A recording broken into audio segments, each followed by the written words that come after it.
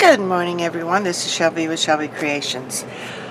A lot of us are getting into junk journals. Some of us have been there for a while, but there are a lot of new ones out there. And one of the main questions that I've come across is they want to, people ask, well, how do you make your signatures? What do you put in them? And there's a range of different materials and stuff that can make up your signatures. It can be regular copy paper, they can be coffee or tea dyed paper, printed papers, they can be double-sided vellum, this is straw paper, ink dyed papers, this is a thin calligraphy paper,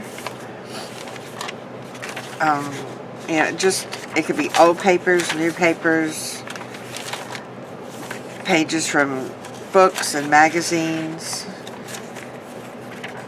regular notebook paper, different things different papers you come across. See, this one is a dictionary page, and this is just in the one that I'm working in now.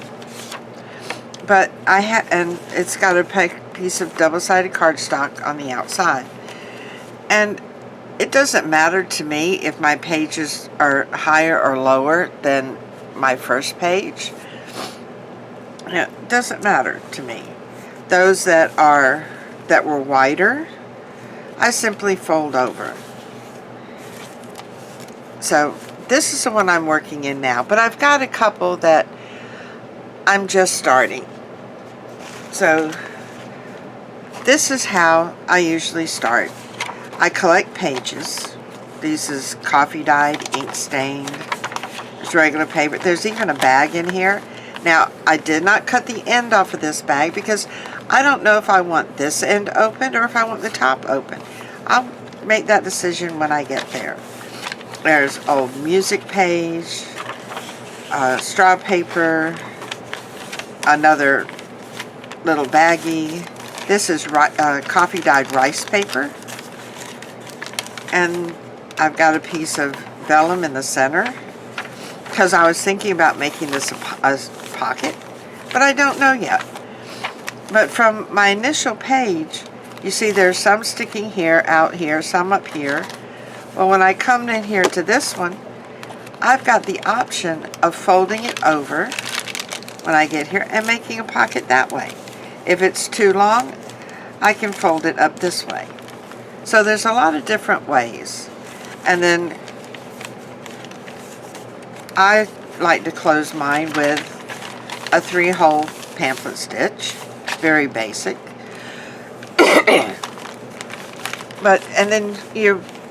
One thing I have found was with the different widths of paper, and once I get them situated, how to hold these while I do my stitches.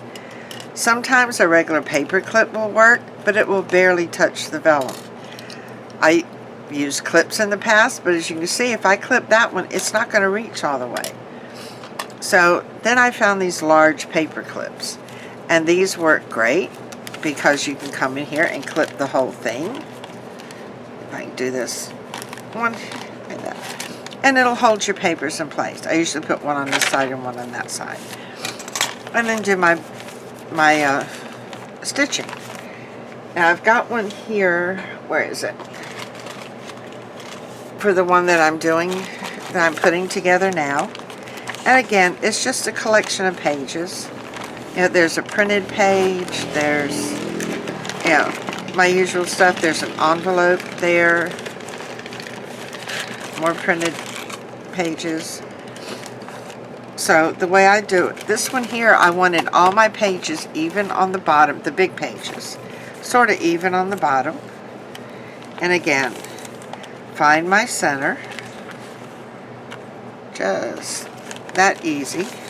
And then I'm going to push everything towards the middle so that I've got them all lined up there together. Put the clip there, and then hold that, and then I'll stick my clip on this way.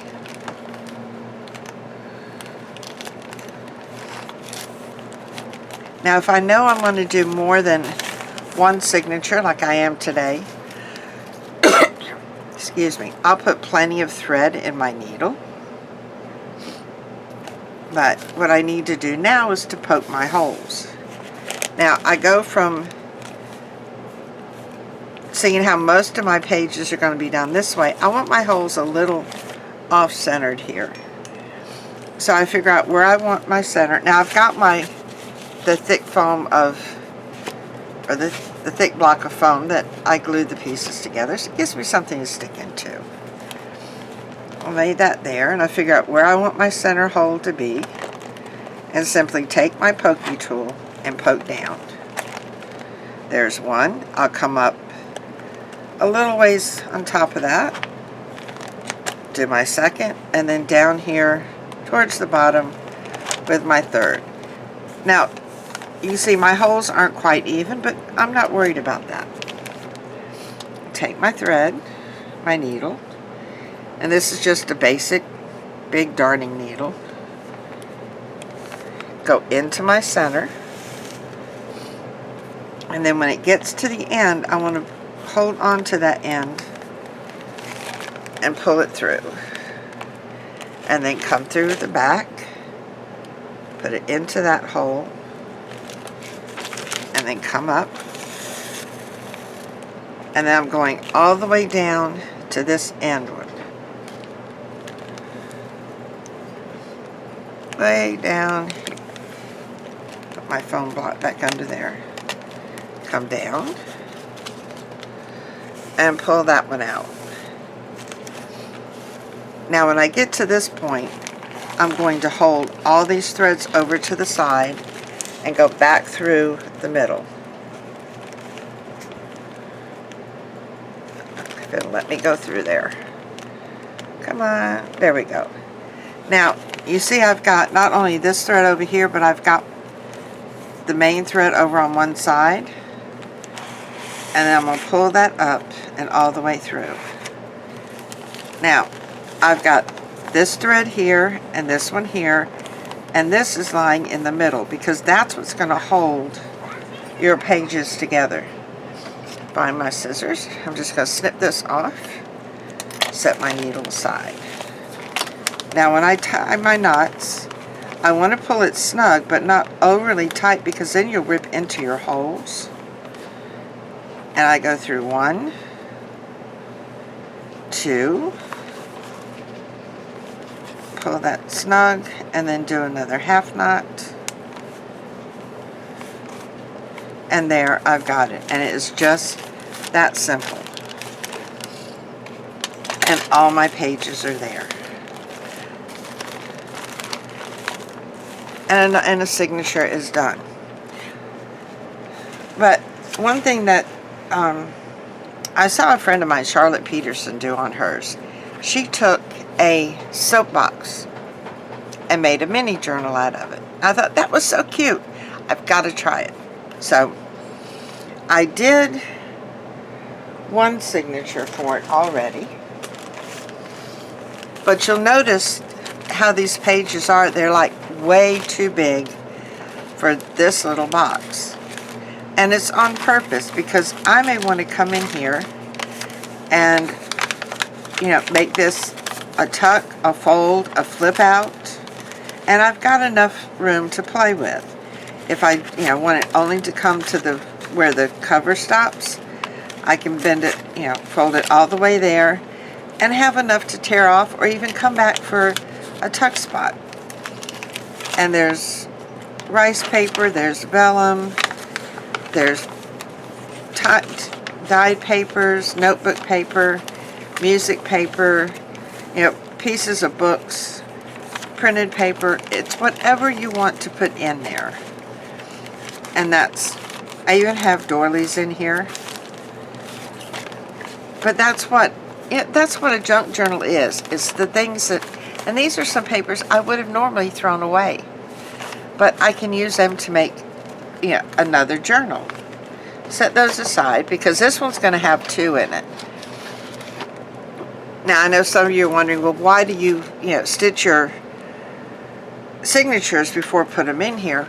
before putting them in is because I like to put the rubber bands in here, the rubber thread, so that I can take it out and put it in as I work on it.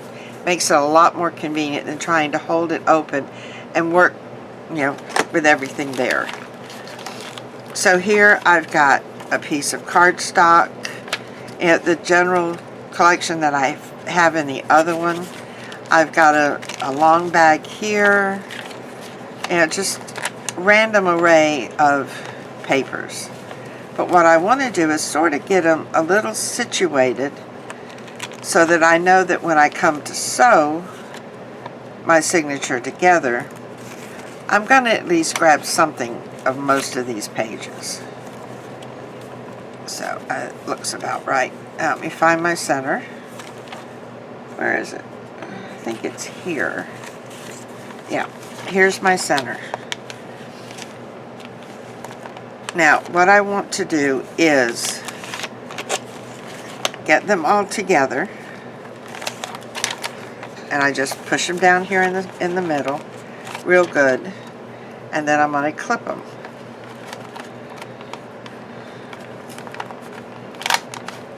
Slide that on, making sure I grab all my papers.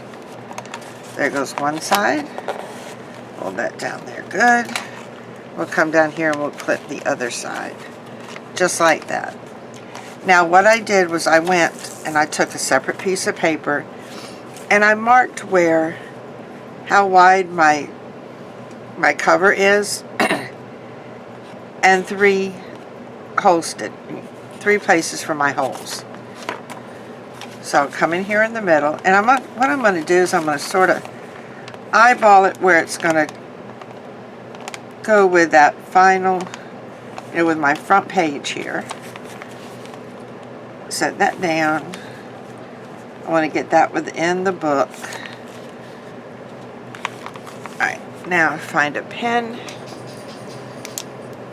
and I'm just going to put a mark where those 3 holes are.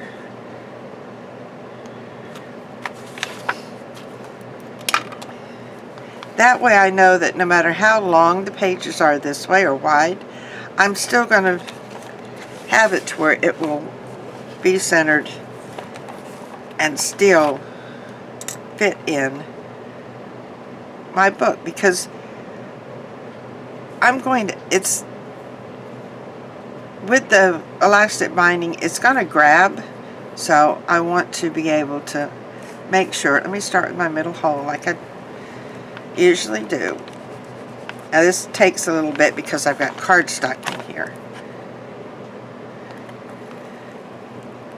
I'm going to push that one down and then come down here and push that one down. Bring my needle up. Goes down in the middle. Pull that through. Catch my final string there.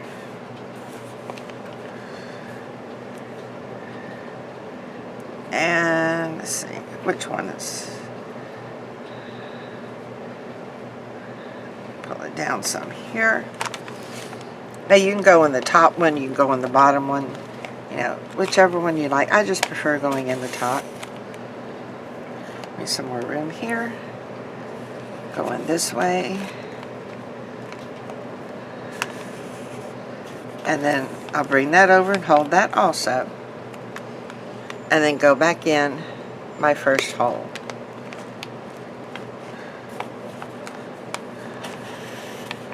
And pull out that way. Now, what I want to do is I want to leave some length here. So I'm going to pull that side. Because I want to put some beads or something on the end here. I always leave a little bit of a tail on my needle so that I can find it. Give it a nice little tug to make it snug, not overly tight. Go through 1, 2, tighten that down, and then finish my knot. And it is that simple, that quick, that easy. And in just a matter of minutes, we've completed sewing 2 signatures. Now with this, with Charlotte's, all right, see, that's going to fit just right. She has some papers hanging down, some papers hanging up, and that's fine. If you find that you want that little added piece, added on, but that, like me, you're going to put them in an elastic binding, what you would do is you would simply snip along that top edge of the paper. And it's okay if it sticks up a little bit, but it's not going to tear anymore, hopefully, because once you put put it in the elastic, because you'll have plenty there to hold it. Now, if you want to, at that point, if you have a piece, say, just find this one, that you've ripped this part and you want this part to stay up, what you can do is put a piece of tape here, or even at that glue, at the stitch part, at your first stitch, just take a little bit of glue and put it there, and that will keep it from tearing so quick. But that's my next signatures in there. And see, I've got pieces of torn book page, pieces of leftover rice paper, and it's a collection of junk paper. That's why it's called a junk journal. Of course, I've got this one sitting upside down now. Yeah, but see, I've situated everything towards the face there. But there's my doily, music paper, a book page. Now, there are times, yes, this is upside down. Maybe it was a mistake on my part when I put it in, but that's okay. It's not going to bother me. I can still use that because it'll be the background of whatever I put on there. It'll draw interest to what I have. Some of these I know I want to make into flip outs. So what I'll simply do is fold them over when I get to there, and there, I've got my flip out already made. And I don't have to add another piece to it. So a lot of these will be turned into tucks and pockets, or I may just, tear the edges off. I have no idea yet because I haven't started working in it. But save your old pieces of paper. Like this book page here, there was just a piece of it. I folded it in half. I've got pieces of rice paper that I keep folded so that all I got to do when I put together a signature, I can grab and go. Where I cleaned out my sprayer, and I'm not going to throw that away. Fold it over and use it in my junk journal. So there are, I'm sure I've got other pages around here because I did a whole stack. But this is what I do. Hang on to your pages. It could be, like I said, magazine pages that you like. It could be even pieces of a newspaper, whatever strikes your fancy. Pieces of junk mail you get in, why throw it away? Use it in your junk journal. If you liked what I've shared with you today, give me a thumbs up, hit that subscribe button, and join me for more tips, tricks, and hints on our crafty loveliness. Have a great day, guys. Bye!